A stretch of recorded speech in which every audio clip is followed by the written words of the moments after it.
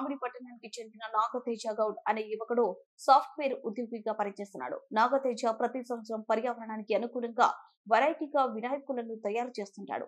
అందులో భాగంగానే ఈ సంవత్సరం కూడా వెరైటీగా చెరుకు, అరటిపండు, మొక్కజొన్న కంకులతో వినాయకుడిని తయారు చేసి మరోసారి తన ప్రతిభను చాటుకున్నాడు.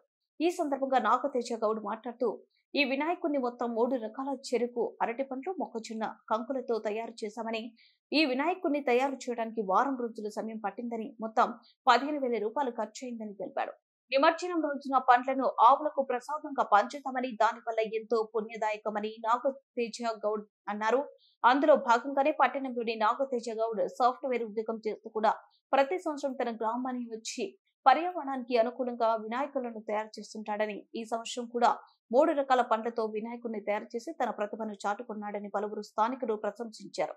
ప్రతి సంవత్సరం ప్రకృతిని కాపాడేందుకు కొత్త కొత్త విధానాలతో రూపొందిస్తూ వినాయకుడిని పూజిస్తూ పలువురికి ఆదర్శంగా నిలుస్తుండటం, ఇలాంటి యువకుడు మా స్థానికుడు, మా స్నేహితుడు కావడం మాకు గర్వకారణంగా ఉందంటూ కరూర్ శివశంకర్ వినాయకుడిని తయారు చేసిన సాఫ్ట్వేర్ ఉద్యోగులను అభినందించి సత్కరించారు.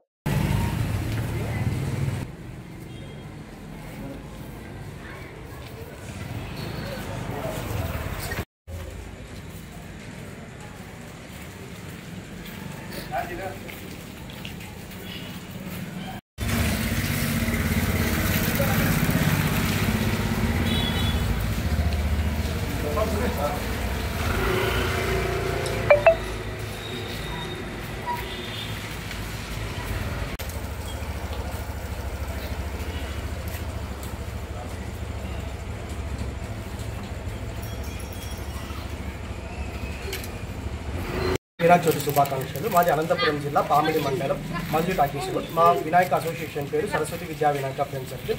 మేము గత 15 సంవత్సరాలుగా వినాయకుడిని కూర్చోబెట్టుకున్నాము.